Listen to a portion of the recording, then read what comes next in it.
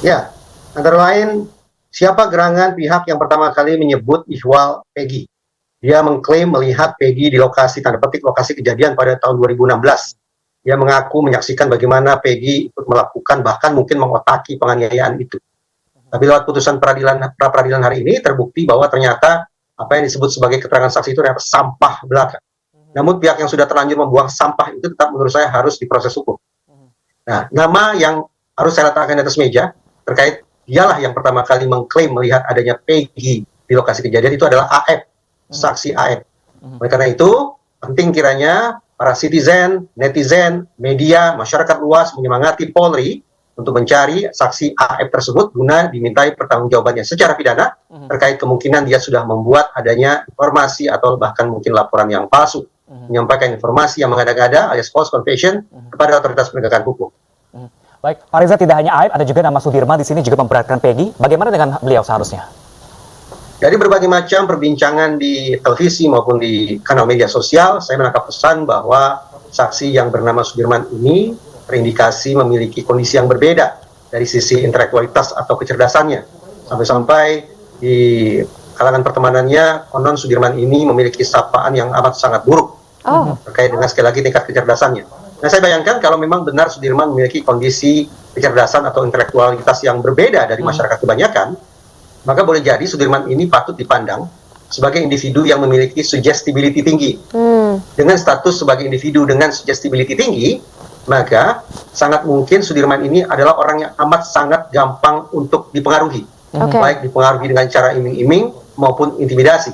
Nah, ketika seorang dengan kondisi kecerdasan sedemikian rupa masuk ke dalam sebuah proses penegakan hukum, lalu dibongkar keterangannya, dicari pengakuannya, maka tidak terlalu kemungkinan bahwa informasi yang dia berikan jauh dari akurat dan jauh dari lengkap. Sehingga alih-alih berefek positif bagi proses penegakan hukum, justru saksi dengan kondisi sedemikian rupa sangat mungkin berefek kontraproduktif, bahkan destruktif bagi penegakan hukum secara keseluruhan. Karena itu, apa yang sudah menjadi suratan nasib Peggy Setiawan hari ini, plus juga sekian banyak terpidana yang masih berada di dalam penjara, dan satu terpidana anak yang sudah bebas, perlu dicek kembali dari mana gerangan keterlibatan mereka itu konon bersumber informasinya. Kalau bersumber dari saksi bernama Sudirman, maka memang sudah barang tentu perlu dilakukan pengecekan ulang terkait dengan kondisi kecerdasannya yang berbeda itu.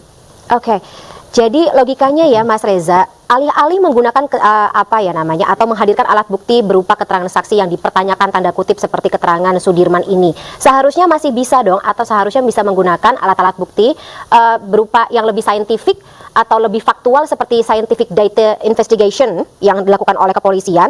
Tetapi menurut Mas Reza sendiri selama ini dari tahun 2016 sampai 2024 masih ada data-data saintifik yang seharusnya digunakan oleh polisi tapi tidak.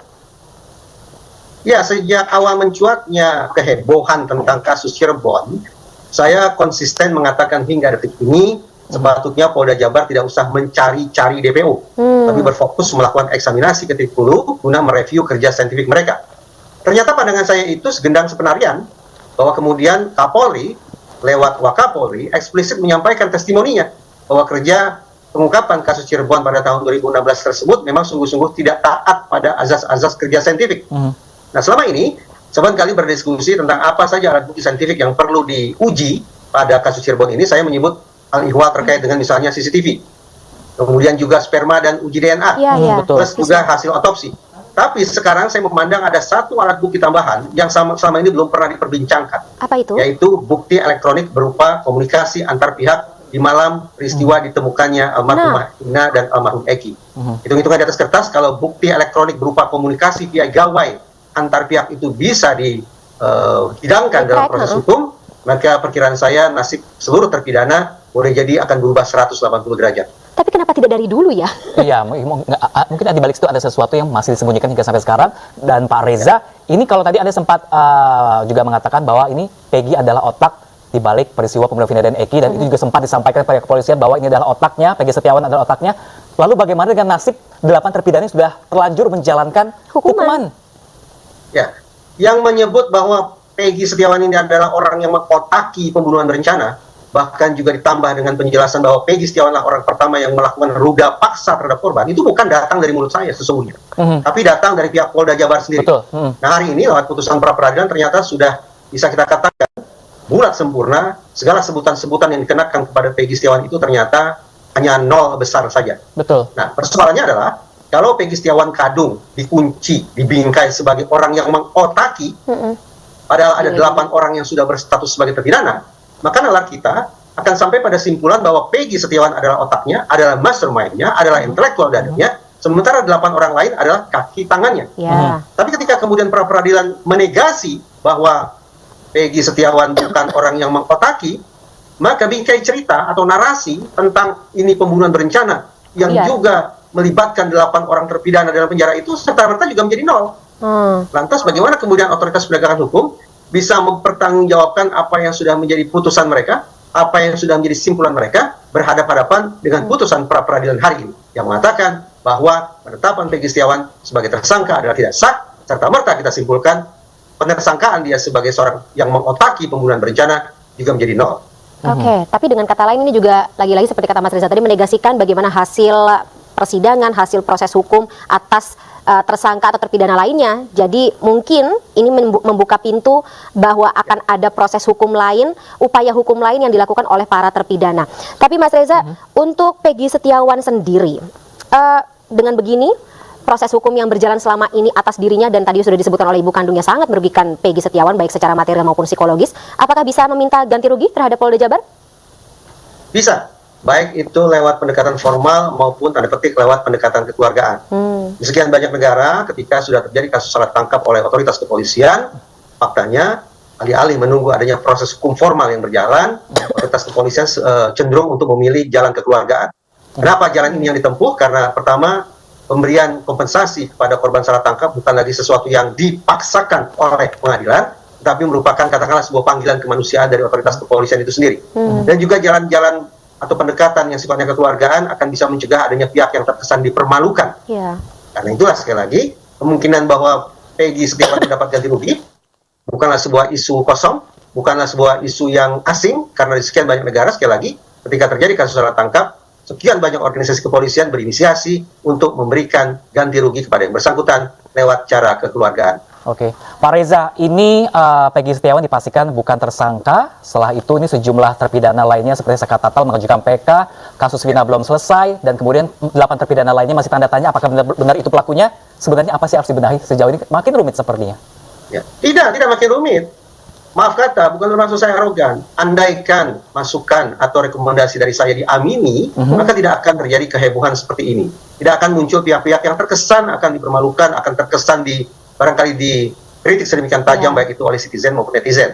Jadi intinya adalah bagaimana kemudian otoritas penegakan hukum dalam konteks diskusi kita saat ini adalah Polda Jabar secara rendah hati mengambil inisiatif untuk melakukan eksaminasi terkait dengan seberapa jauh mereka taat atau tidak taat pada kerja-kerja saintifik saat mengungkap kasus Cirebon tahun 2016 silam.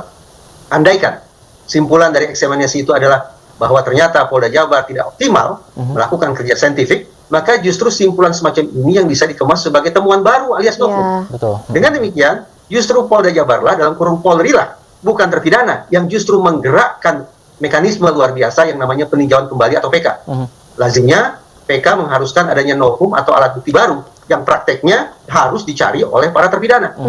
Tapi kalau dalam kasus Cirebon, PK itu justru digerakkan oleh Polri berdasarkan temuan mereka sendiri bahwa kerja saintifik tahun 2016 tidak memadai, maka sungguh-sungguh kebesaran jiwa macam ini akan mendapatkan apresiasi dari masyarakat luas. Saya pribadi sudah bersumpah kepada Posko Mabes Polri bahwa kalau Mabes Polri, kalau Polda Jabar secara rendah hati melakukan eksaminasi ke titik hulu, sebagaimana yang saya sarankan, saya akan menjadi pihak pertama yang akan angkat topi, memberikan 2 jempol kepada otoritas Tribrata yang kita cintai.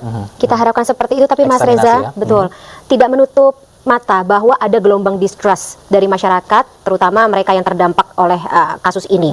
Perlukah Polda Jabar atau Mabes Polri, institusi Polri secara keseluruhan, minta maaf secara terbuka? Anggapan distrust itu terpatahkan kalau kemudian kita mengacu hasil lembaga survei. Karena ada lembaga survei tertentu yang menyimpulkan bahwa tingkat kepercayaan trust kepada Polri masih sangat tinggi. Ya, kita tinggal memilih.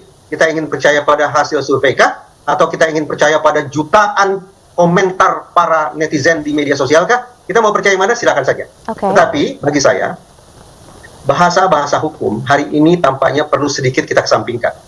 Cara berpikir, cara bekerja, cara berperasaan yang mengedepankan kemanusiaan tampaknya perlu dikedepankan. Apalagi cara-cara berkomunikasi yang lebih mengedepankan kemanusiaan itu tampaknya akan lebih berkesesuaian dengan putusan pra peradilan hari ini. Oleh karena itu, sekiranya otoritas penegakan hukum secara rendah hati dengan kebesaran jiwa menyampaikan permintaan maaf, bagi saya itu bukan merupakan sebuah sikap yang hina-hina. Itu justru merupakan langkah yang sangat mulia. Betul.